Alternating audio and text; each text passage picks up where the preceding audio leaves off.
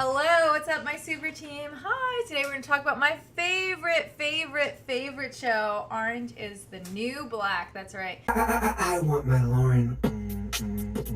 It shows the life of all these characters, and honestly, like a lot of the situations that go on in the show, they could be going on in the real world. It's also a show that gives you life lessons. I feel there were a lot more jokes too in this season, which was cool. This season was more tongue-in-cheek on the joke side. I felt like there was a lot of funny bits. Guys, if you don't want any spoilers, make sure to tune back in about 10 minutes. I'm just gonna go on my Orange is the New Black rant right now. Orange is the New Black has been my favorite show for about 6 years since it came out.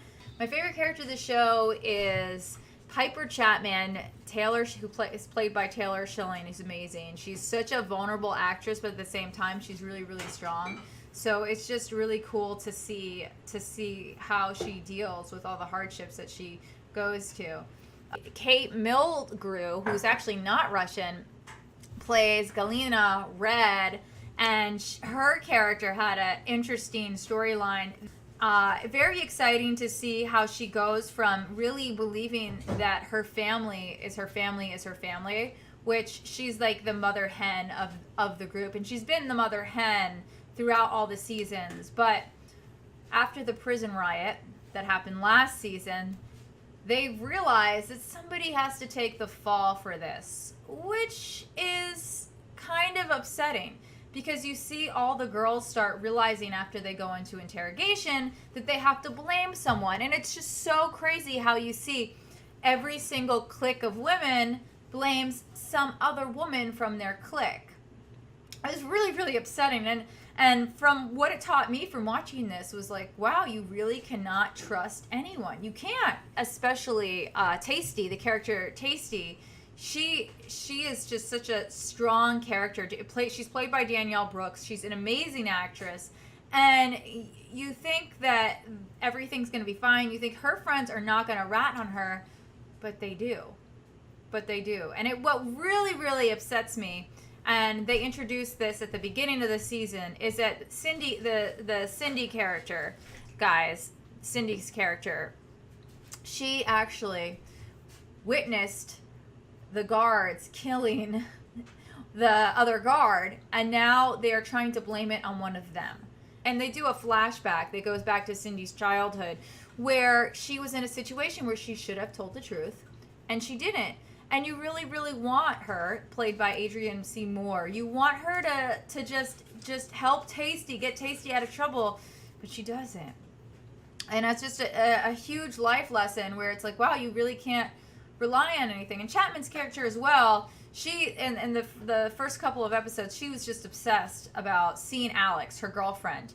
And she was nervous that something had happened to Alex. And we kind of, the viewer watches it and you think, did something happen to Alex? Where is Alex? Why isn't Alex here? And so Chapman is the first person to actually rat Red out, which was really upsetting because everyone loves Red. And then one by one, all the girls, they go in to get interrogated, and the interrogators just press them to rat their friends out.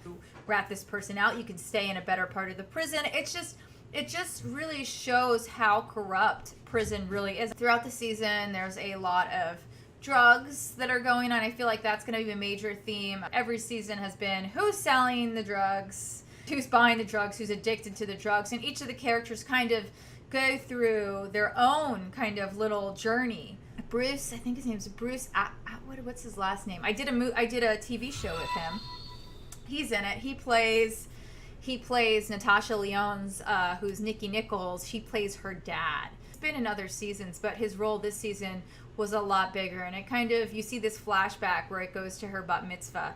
And it goes to her really kind of standing up for her parents and showing how her dad always liked younger women. And then at the end, she was forced to snitch on Red. But out of all the other girls, she was the only person who actually said something to Red and said, Red, look, if I don't snitch on you, they're going to give me 70 more years. It's just really sad what goes on. I understand that you have to be disciplined, especially in a situation like that. And I'm sure a lot of these characters are really glorified, and I'm sure not everyone is as cool or as nice as the girls in Orange is the New Black. You know, maybe, you know, everyone is different, but it was just really, really sad to see what happened to Red. During the last season, she was tortured by a guard. She still has no hair on her head, and she goes from being tortured from a guard to being left by all of her friends and being betrayed by all of her friends, to the end of the season where Frida, one of her older friends, basically sold her out so she could get in a nicer area because she was scared of the other women in the prison. Much going on in the season. I cannot recommend it more. It was just there's so many storylines, and that's what I really love about the show, is that there's so many different storylines for people to go in and out of. There definitely were characters that I missed this season. I definitely really miss Boo. Joe, we didn't really talk about Joe Caputo. He has an interesting storyline because his ex-girlfriend is now the head of the prison, and it starts, we first see her, they had lice, and she's still stuck in jail. And he doesn't stop them from shaving her head, which is really sad. He must really not like her. But then he finds love with that woman that was in Sideways. What's her name? Also, Maria Ruiz's character had some amazing ups and downs this season as well. So at the end, Blanca, you see her character struggle with the fact that she's getting older and she wants to have a kid.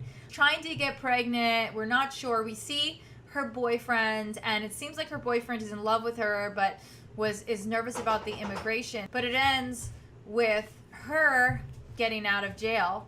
But instead of going to see her boyfriend, she is escorted into an ICE van. And that shows us two things. They're going to start incorporating now this also immigration detention centers into the prison, because immigration centers are technically like a prison. And we also see something very, very awesome. And guys, these are spoilers. If you're watching this and you haven't watched this, Orange is the New Black, please shut this off right now. Don't watch it. Guess who gets out of prison? Chapman gets out of prison. And it's kind of awesome that she gets out of prison, but at the same time, it's just so sad because I've been watching this show for Chapman.